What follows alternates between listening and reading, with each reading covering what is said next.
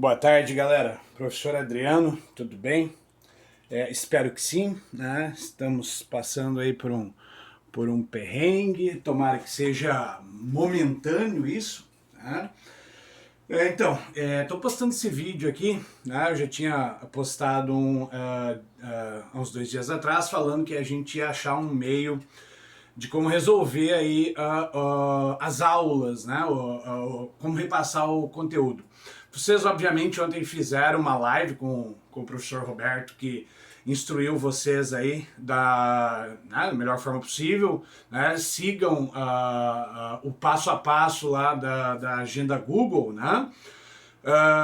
Quanto à história, eu vou concentrar todas as informações no Classroom. Tá? Seguiem pelo Classroom de História para a disciplina de História.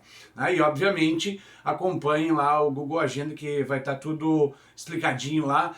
Nós teremos um horário presencial, aí a gente vai vai usar o Google Meet para isso. Eu já testei 2 outras ferramentas, mas creio que essa seja a definitiva que eu vou usar. Eu achei bem interessante esse formato aqui.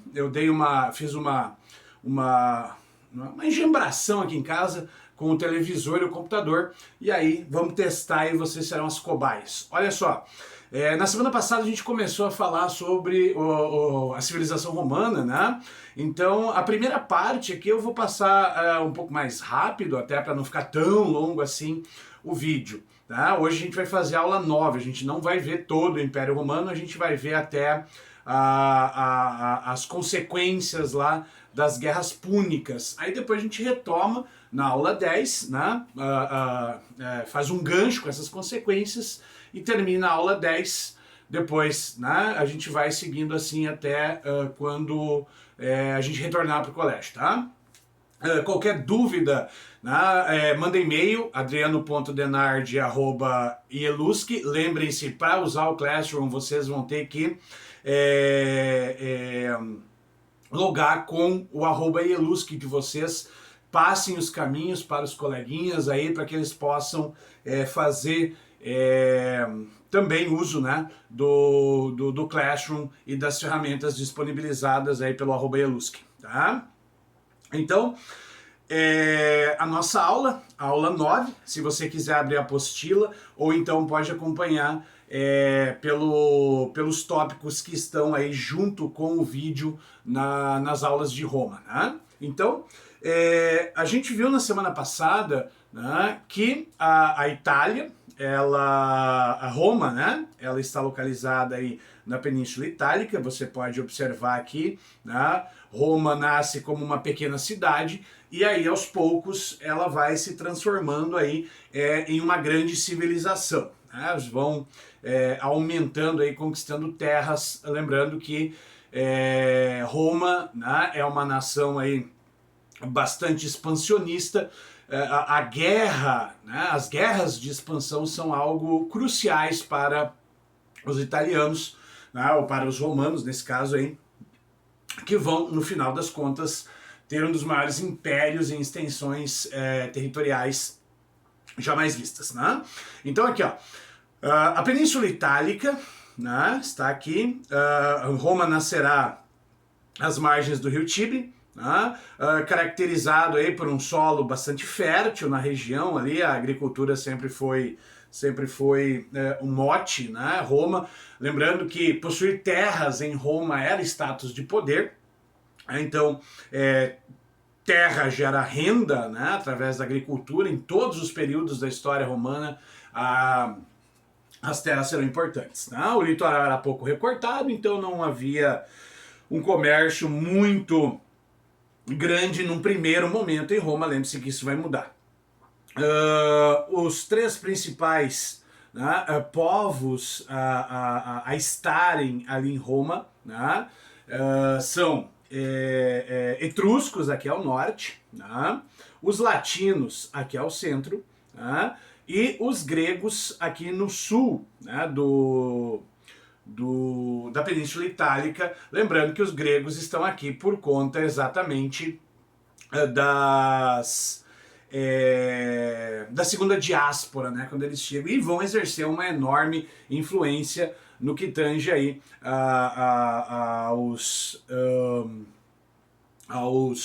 a cultura romana, né? A grande influência aqui, a própria religião de Roma também será influenciada pelos gregos aí, né? Então, a formação histórica de Roma, por volta do ano 1000, quando os povos, né, indo-europeus chegam aqui, né?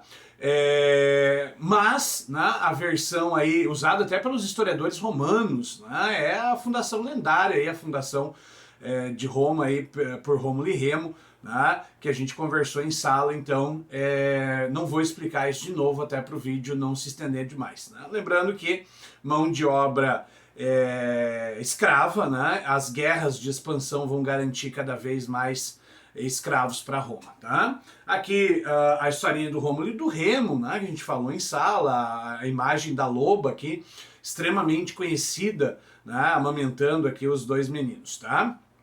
Aí, lembre-se que a primeira etapa da história de Roma é a monarquia, né, o período aí de formação de Roma, com pouca documentação, poucos registros. Né? A gente sabe que no primeiro momento os reis eles eram elegíveis, né? Foram 7 reis, né, em Roma, por isso que chama heptarquia, né? E que acumulavam funções aí executivas, legislativas, religiosas, jurídicas em Roma. Tá?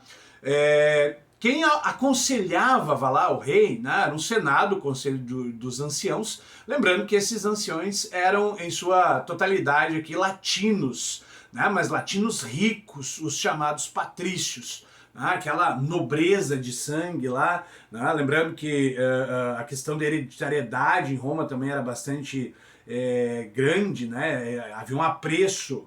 Por isso, em Roma, eram os caras que tinham terras, lembre-se, terra, renda, né, te dá a posição social, né, então Roma aí tem, né, a sua estrutura de poder, como na Grécia também, ligada, né, ao censo, aí, à grana, né.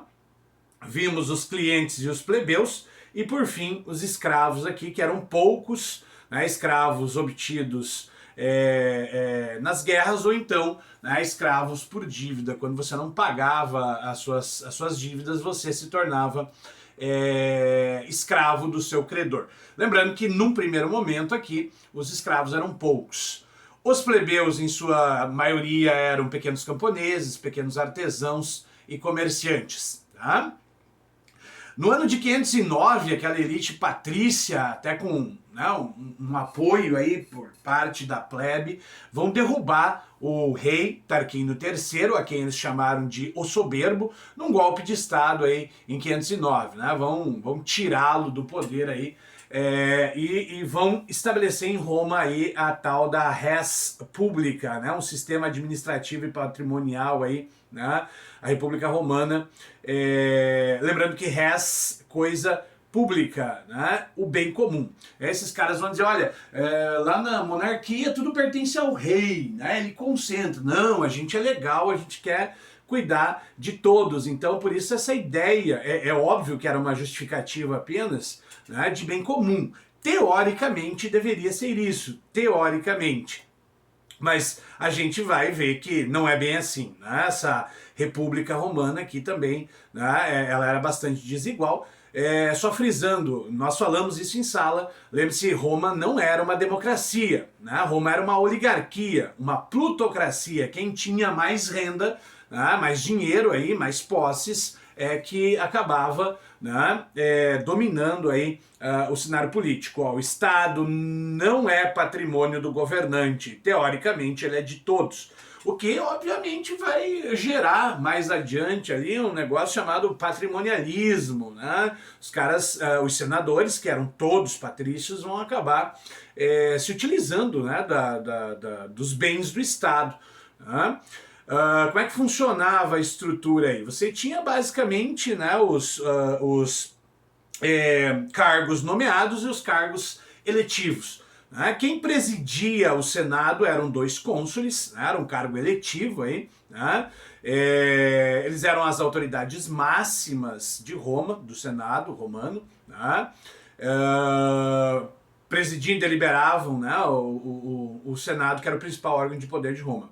Os pretores eram chamados operadores da justiça, né? Eles eram os juízes, vamos colocar essa palavra. Lembrando que no primeiro momento as leis de Roma eram orais, né? Então quem detinha, né, o código de leis eram os patrícios e que passavam oralmente de um para o outro, o que obviamente tornava, né, pouco confiável, né, ou não tinha uma lisura muito grande, né, nesse momento em Roma, até porque o cara poderia interpretar a lei como ele bem desejava. Né?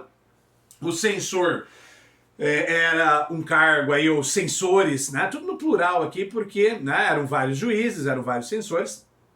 Esse cara fazia o recenseamento, ele ia contar, né, os cidadãos de Roma lá, e com base na riqueza, né, ele iria montar o álbum senatorial. Era assim que se moldava, né, creio que seja essa a palavra, uma lista aí de candidatos ao Senado. Né?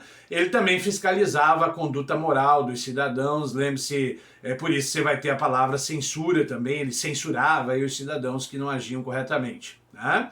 Os edis, que era uma espécie de prefeitos, né, podemos usar essa palavra, né, encarregados da preservação da cidade, do abastecimento, e os questores, que eram os cobradores de impostos, né, os administradores do tesouro aí, público. Né? E essa não era uma magistratura constante, era um cargo de ditador. Esse ditador ele era nomeado aí pelos cônsules em situação aí de grave crise política e ou econômica. Ele detinha o poder pelo prazo máximo de 1 ano, né? Na verdade ele ficava 6 meses, o prazo era 6 meses, e poderia se prorrogar por mais 6 meses. Então era no máximo 1 ano, né, que ele poderia ficar no poder. Né?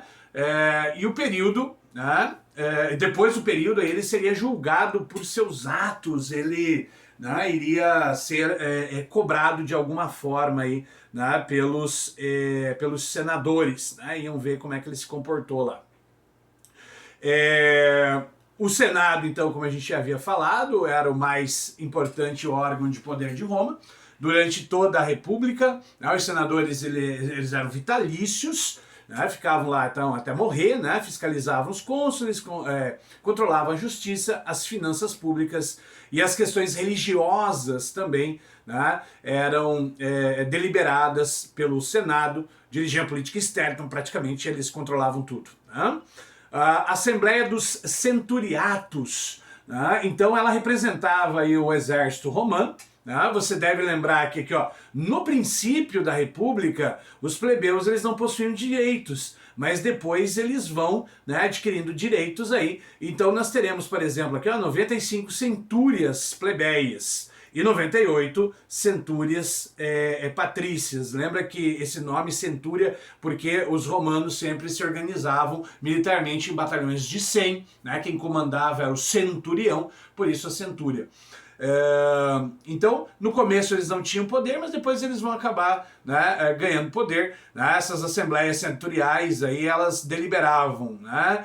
Uma vez por ano os caras se reuniam num lugar chamado Campo de Marte, e lá eles elegiam aí os cônsules, os censores, os pretores, votavam leis e assim por diante. Então veja, você tem os cônsules aqui, que nomeavam aí o Senado, né, os senadores, era eletivo, né, era o próprio Senado quem convocava a ditadura. Né, você tem aí, né, os censores que dividiam, né, como a gente viu antes, basicamente essa é a estrutura, né, da magistratura romana, né, dividiam a população aí por renda para ver como se elegeria, né, os senadores. Né?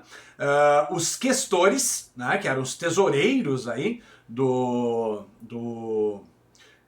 Os caras que controlavam, né, as finanças, lá, os edis, né, e os pretores, como a gente viu antes aqui, só um fluxograma.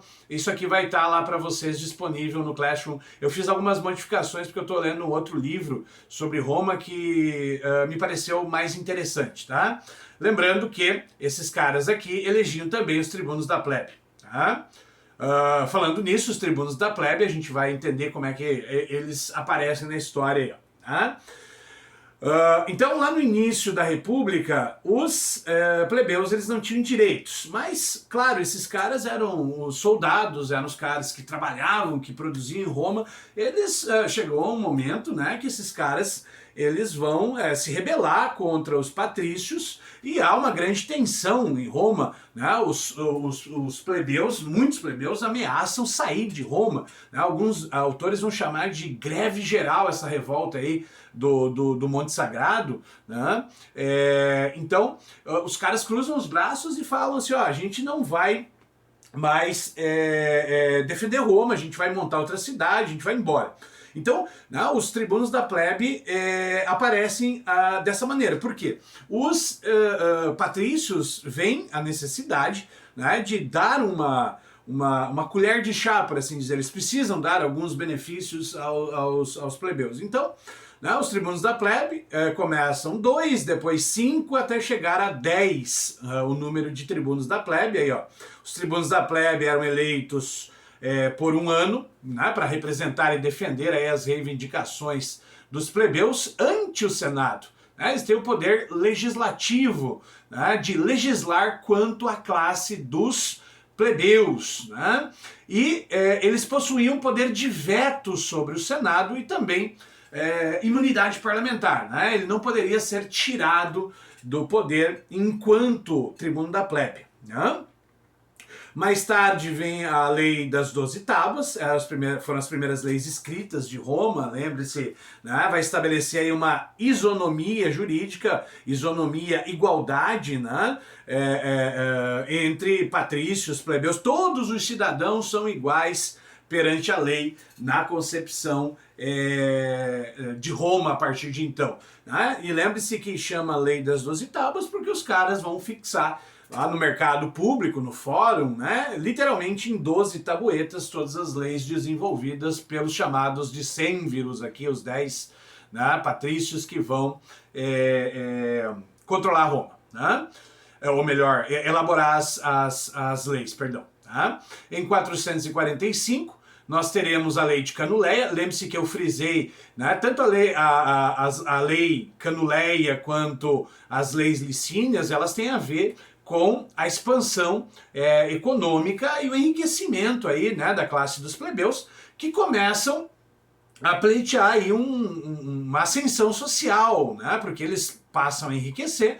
Né? Até esse momento que era proibido o casamento entre patrícios e plebeus, a lei Canuleia vai possibilitar o casamento entre as classes. Normalmente os plebeus aí ofereciam um dote no casamento, né? Um patrício aí mais com problemas financeiros, falido, porque isso também acontecia em Roma, acabava, né, realizando um casamento aí por conveniência. Lembrando que isso eu frisei em sala a vocês, né? Os casamentos, eles aconteciam. Você casava com quem, né, tua família mandava. O casamento, o amor romântico só vai surgir no século XIX para o XX, é uma invenção, né, da burguesia, vamos lá usar esse termo, né, no século XIX, a não ser nas classes mais pobres, porque aí não tinha, né, o jogo político, né? Aqui você tem o jogo político implícito, né, nessas uniões aí entre patrícios e plebeus. Lembrando que os romanos gostavam muito de fazer lei, né? Então quando você tinha um casamento aí, sempre a segunda geração ela já ficava com o título, né? Já tinha o status aí de patrício, que te dava maior flexibilidade política. Né? As leis licínias também, né? Um dos cônsules poderia ser plebeu a partir dessas leis, além da partilha das conquistas também, né, serem estendidas aos plebeus. Antes somente os patrícios podiam ficar com o chamado botim. Né? Em 326 acaba a escravidão por dívidas aí, beleza? E aí a gente falou sobre as guerras púnicas, né, entre Roma e Cartago. Lembre-se, esse nome, guerras púnicas, né, por conta exatamente de os romanos chamarem os cartagineses de poenis, né, poenix. A gente falou lá em sala, né, porque Cartago era uma fundação dos fenícios, né, e por isso, né, os romanos acabam rotulando eles dessa forma. As guerras púnicas foram 3 aí, né? Basicamente, o que estava em jogo era o controle, né, do comércio pelo mar Mediterrâneo. Então, a mais famosa será a Segunda Guerra Púnica, aonde nós temos o general Aníbal Barca, né, chegando até Roma, colocando aí em xeque, né, a cidade de Roma, quase derrotando o Império Romano, ou a civilização romana, né? A mais espetacular vitória que foi em Cannae, né, mas ele acaba tendo que voltar para Zama, para a capital aí do Império Cartaginês, por conta de Cipião, o africano, né, general romano, que vai chegar, né, aqui em Cartago. Né? Então, os romanos, né, vão obrigar, né, o Aníbal a voltar para defender as suas terras. Final das contas, né, Roma vai tomar muitas terras, né, vai expandir enormemente isso, né, o seu império. Então você tem lá a Sicília, a Sardenha, né, a Córcega, a Ilíria, a Gália, né, a Cisalpina. Aqui no mapa vai mostrar melhor aqui, né, todas as aquisições de Roma aí nesse contexto. Tá? E o que nos interessa muito nessa expansão são as suas consequências. Né? Lembre-se, Roma vai dominar toda a bacia do Mediterrâneo, então eles vão chamar aquilo de Mare Nostrum, né, o nosso mar. Com essa expansão para o leste, ou a leste de Roma, ao contato com gregos, né, e também com o que nós poderíamos chamar de civilização asiática, né, o Oriente naquele momento, tá? E a helenização da civilização romana. Isso vai ser importante depois para a gente entender algumas questões, como eu havia frisado em classe para vocês já. Né? Entram muitas riquezas em Roma, então a entrada de né, muitas terras, muitos escravos, e com isso você tem a consolidação aqui, ó, do latifúndio escravista. Pela primeira vez na história você terá essa lógica aí, né? Grandes propriedades de terra sendo trabalhadas por escravos. E isso vai levar a uma ruína muito grande dos camponeses. Por quê? Os soldados eram, né, camponeses, né, ficavam muito tempo nas guerras e acabava que eles não tinham como, né, fazer frente a esse latifúndio escravista. Né?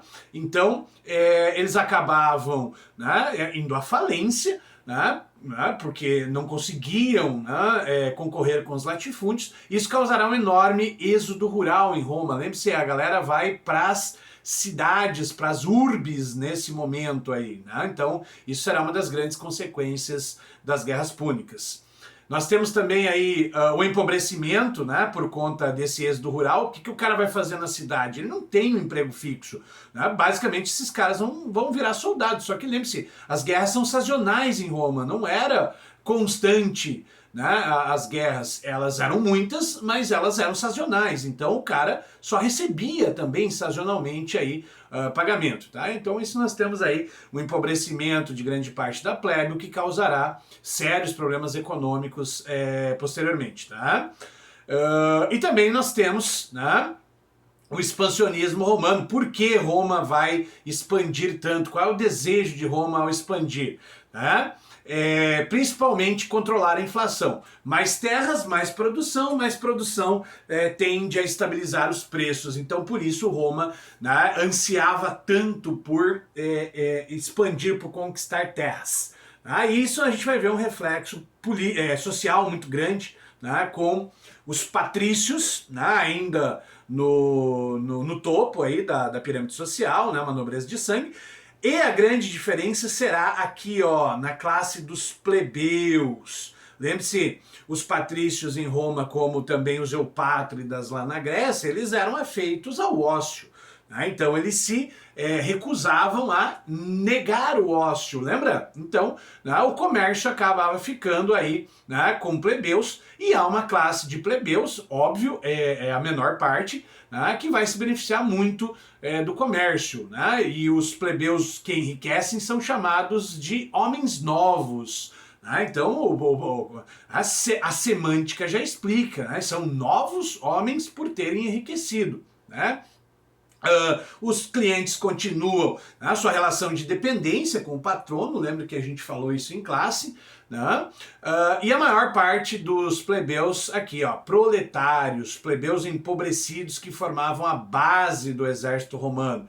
Tá? Lembrando que prole é filhos, a única coisa que esses caras tinham em grande quantidade eram os filhos, tá? E aí os escravos que eram considerados mercadoria, né? E eram obtidos nas guerras, eram não gente e acabavam sendo, né, comprados, negociados, vendidos, né? Era um produto, era um meio de produção. Tá? Então, basicamente, aí a gente encerra esse tópico, seria a aula 9, uma introdução da aula 10, mas foi mais um teste aí só para ver como é que ficava. Num segundo momento eu vou fazer, né, a aula 10 um pouco mais devagar, até porque a gente tinha visto até esse ponto aí na sala, né? E aí, mais detalhado, né, a explicação, eu vou colocar lá no Classroom, você já deve ter notado aí, né, um PDF novo aí sobre o assunto, beleza? Qualquer coisa aí, pode mandar e-mail, me dar um feedback do vídeo. Beijão!